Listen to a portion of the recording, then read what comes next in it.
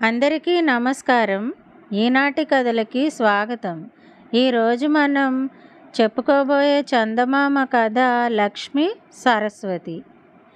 జానకి, వసంత అక్కా చెల్లెళ్ళు. ఒకసారి బొమ్మల పండగ వచ్చింది. అక్కా చెల్లెళ్ళు ఇద్దరూ బొమ్మలను వరుసగా పెట్టసాగారు.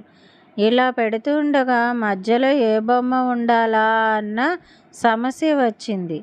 జానకి సరస్వతి బొమ్మ పెట్టాలంది. వసంత లక్ష్మి బొమ్మ పెట్టాలంది. దాని మీద ఇద్దరికీ తగువ వచ్చింది. లక్ష్మి కంటే సరస్వతి గొప్పది అన్నది జానకి. కాదు, సరస్వతి కంటే లక్ష్మే గొప్పది అన్నది వసంత. కాసేపు అక్కా చెల్లెళ్ళు తగువులాడుకున్నారు. చివరికి జానకి ఇలా అంది, ఒక కథ ఉంది, అది విని నీవు ఎలా చెబితే అలా చేద్దాము అని ఇలా కథ చెప్పడం మొదలుపెట్టింది. మనకు వచ్చిన తగాదాయే పూర్వం లక్ష్మీ సరస్వతులకు వచ్చింది. మానవులకు నేను ఎక్కువగా తోడ్పడగలనంటే నేను ఎక్కువగా తోడ్పడగలనని వారిద్దరూ పోట్లాడుకున్నారు. చివరికి లక్ష్మి చూడు నా గొప్పతనం అంటూ బయలుదేరింది. సరస్వతి కూడా ఆమె వెంట అనుసరిస్తూ బయలుదేరింది. ఆ ఇద్దరూ అలా పోయి ఒక మహారణ్యం చేరుకున్నారు. అడవిలో ఒక వేటగాడు ఉన్నాడు. మృగాలను వేటాడి వాటి చర్మాలను పక్కన ఉన్న పట్టణంలో అమ్ముకోవటం అతని వృత్తి. చదవటం రాయటం అతనికి రావు. నూనె రాయని అతని జుట్టు రేగి చూడటానికి ఎంతో అసహ్యంగా ఉన్నది. అతన్ని చూడగానే లక్ష్మికి జాలి కలిగి అతనితో ఉంటూ వచ్చింది. లక్ష్మి దయ వల్ల అతనిలోనూ పరిసరాల్లోనూ ఎంతో మార్పు వచ్చింది. అతని పూరిగుడిసె చక్కని అద్దాల మేడ అయింది. వెనకటి వికృతాకారం పోయి అతడు నవమన్మధుడిలాగా తయారయ్యాడు. ఎంతో అందంగా కనిపించసాగాడు. ఆ అరణ్యానికి పక్కన ఒక పెద్ద పట్టణం ఉంది. దానికి ఒక రాజుగారు ఉన్నారు. ఆ రాజు ఒక రోజున వేటకు వచ్చి నవమన్మధుడిలాగా ఉన్న వేటగాడిని చూచాడు. అతని రూపురేఖలు చూసి రాజు ఆశ్చర్యపోయి అతన్ని తన వెంట తన పట్టణానికి తీసుకువెళ్ళాడు. ఆ రాజుకు ఒక్కతే కూతురు. ఆమె పేరు మోహనవల్లి. ఆమె తన తండ్రి వెంట పెట్టుకు వచ్చిన కొత్త మనిషిని చూసి అతన్ని ఇష్టపడి ప్రేమించింది. రాజు అతనికి మనోహరుడని పేరు పెట్టి ఎంతో మర్యాదగా చూడసాగాడు. తన కూతురిని మనోహరునికిచ్చి పెళ్లి చేస్తే ఎంతో బాగుండుననుకుంటున్నాడు. ఒక రోజున మనోహరుడికి లక్ష్మి ప్రత్యక్షమై నేను ఉన్నంత కాలము నీకు ఎలాంటి కొరత ఉండదు, కానీ నేను వెళ్ళిపోతే అన్నీ నాతోనే పోతాయి అని చెప్పింది. తల్లి, అలాగా, సరే, కానీ నిన్ను ఒకటే కోరుకుంటున్నాను, నువ్వు పోయేటప్పుడు మాత్రం ముందుగా చెప్పిపో, ఆ మాత్రం దయ ఉంచు చాలు అన్నాడు మనోహరుడు. సరేనన్నది లక్ష్మి. మర్నాడు రాజు కొలువు తీరి ఉండగా మనోహరం ఏకాఏకిని వెళ్ళి రాజు కిరీటాన్ని తన ఎడమకాలితో ఒక్క తన్ను తన్నాడు. కిరీటం పోయి దూరంగా పడింది. రాజభటులకు ఎక్కడలేని కోపం వచ్చి అతన్ని నరికివేయడానికి కత్తులు దూశారు. రాజు ఆగండి ఆగండి, అతను మహానుభావుడు అని సైనికులను వారించాడు. ఇంతలో దూరంగా పడిన కిరీటంలో నుంచి బుస్సున నాగుపాము ఒకటి లేచి బయటికి వచ్చింది. సైనికులు దాన్ని వెంటనే చంపేశారు. కొలువులో ఉన్నవాళ్ళంతా మనోహరుణ్ణి మెచ్చుకొన్నారు. ఈ సంగతి వినగానే రాజకుమారికి మనోహరుడిపై ప్రేమ ఇంకా ఎక్కువైంది. రాజు కూడా త్వరలోనే వాళ్ళిద్దరికీ పెండ్లి చేయాలనుకున్నాడు.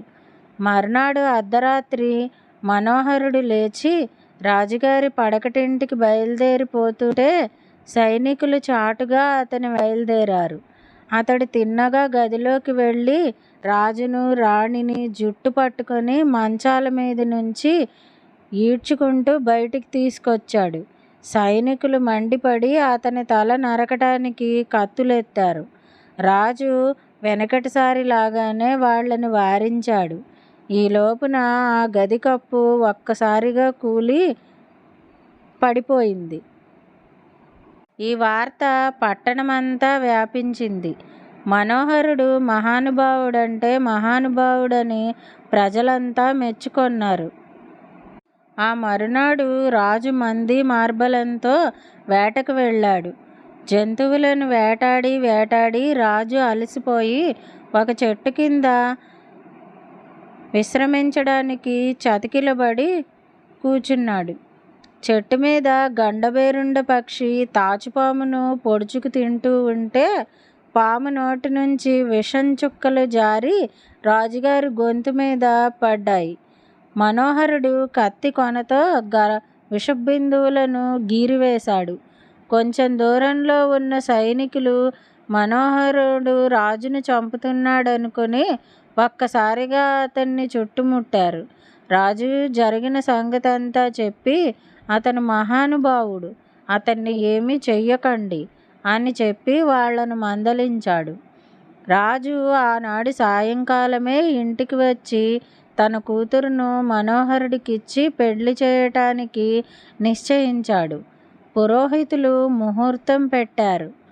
పెళ్లినాటి కిందటి రాత్రి లక్ష్మి మనోహరానికి ప్రత్యక్షమై నేను వెళ్ళిపోతున్నాను అని చెప్పి వెళ్ళిపోయింది. అతనికి ఏమీ తోచలేదు. ఎక్కడ లేని భయం కలిగింది. రాజుగారి ఆస్థానంలో ఉంటే ఎప్పుడు ప్రాణాల మీదికి వస్తుందోనని భయం బయలుదేరింది. అతడు వెంటనే మోహనవల్లి మెడలోని నగలను ఆమెకు తెలియకుండా తీసి మూటగట్టుకొని ఆ రాత్రే పారిపోయాడు.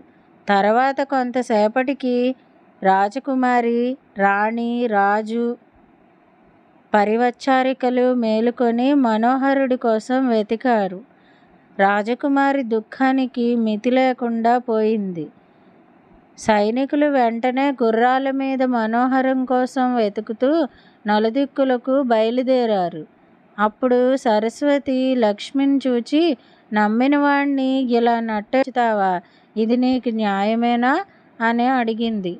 లక్ష్మి నవ్వుతూ, నేను వాడి దగ్గర ఎప్పుడూ ఎందుకు ఉండాలి? వెళ్ళిపోతానని ముందే చెప్పాను వాడికి. వాడి తిప్పలు వాడిని పడని. లేదా నీ చేతనైనంత సహాయం ఏమన్నా నువ్వు చెయ్యి చూద్దాం అన్నది. సరస్వతి నేరుగా వెళ్ళి వెనకటి పూరిగుడిసెలో ఉన్న మనోహరుణ్ణి ఆవేశించింది. ఇంతలో రాజు సైనికులతో గుడిసె దగ్గరకు వచ్చాడు. అప్పుడు మనోహరుడు ఆశ్చర్యంతో, ఎందుకు ఇంత దుంపలు దంపలు చేసుకుని పరుగు పరుగున నా దగ్గరికి వచ్చారు? నేను రేపు పొద్దుటికల్లా తిరిగి వస్తున్నాను కదా అన్నాడు. రేపు వచ్చేవాడివి ఈ నగలు తీసుకుని ఎందుకు వచ్చావు అని అడిగాడు రాజు. పెండ్లి రేపు జరుగుతుందనగా ఈ రాత్రి పెండ్లి కూతురు నగలు ఎత్తుకొని పోవాలి. ఇది మా కులాచారం అన్నాడు మనోహరుడు. రాజు సంతోషించి అతన్ని వెంటబెట్టుకుని వెళ్ళి శుభముహూర్తాన తన కూతురినిచ్చి పెండ్లి చేశాడు. జానకి ఈ కథంతా చెప్పి, ఎప్పుడైనా లక్ష్మి ఒక చోట ఉండేది కాదు. చెంచల, స్థిరంగా ఉండదు. నమ్మటానికి వీల్లేదు. మానవుడికి సహాయం చేసి ఆదుకునేది సరస్వతే కానీ లక్ష్మి కాదు. ఏమంటావు అని చెల్లెల్ని అడిగింది. అంతలో వాళ్ళ అమ్మ వచ్చి, మీరిద్దరు మాట్లాడుకునేది తప్పే. లక్ష్మి గొప్పదే, సరస్వతి గొప్పదే. మనిషికి ఏమీ రానప్పుడు నేర్చుకోవటానికి చదువు రావాలి. అప్పుడు సరస్వతి గొప్పది. మనిషి ఏమి చేయాలన్నా, బతకాలన్నా, సంతోషంగా ఉండాలన్నా లక్ష్మి కావాలి. ఆ దేవత గొప్పదే. ఒకరు ఎక్కువ ఒకరు తక్కువ అనేమీ లేదు. మీలో మీరు పోట్లాడుకోవటం మానివేయండి. లేకుండా ఎంత సంపద ఉన్నా అది పూర్తి వెలుగులేనదు. అలాగే కానీ శాస్త్రాలు విద్యలు తెలిసిన తగినంత ధనము ఆనందము శాంతి లేకపోతే అది పూర్తిగా సంతోషం కాదు, అది పూర్తి వెలుగులేనదు. లక్ష్మీ సరస్వతి రెండు ఉంటేనే ఏ మనిషికైనా ఆనందం పూర్తిగా వెల్లివిరుస్తుంది అని చెప్పింది తల్లి. అప్పుడు సరేనమ్మా అని జానకి వసంత ఇద్దరూ ఈ మాట ఒప్పుకున్నారు. మరి మీరేమంటారు అండి? లక్ష్మీ సరస్వతి కథ. ఈ కథ కనుక మీకు నచ్చినట్టయితే లైక్ చేయండి. ఈ కథను మీ స్నేహితులకు షేర్ చేయండి. కథపై మీ అభిప్రాయాన్ని కామెంట్ రూపంలో తెలియచేయండి. మరిన్ని మంచి కథల కోసం మా ఛానల్ను తప్పకుండా సబ్స్క్రైబ్ చేసుకోండి. మళ్ళీ మరొక మంచి కథతో కలుసుకుందాం. అంతవరకు సెలవు. మరి వింటూనే ఉండండి ఈనాటి కథలు.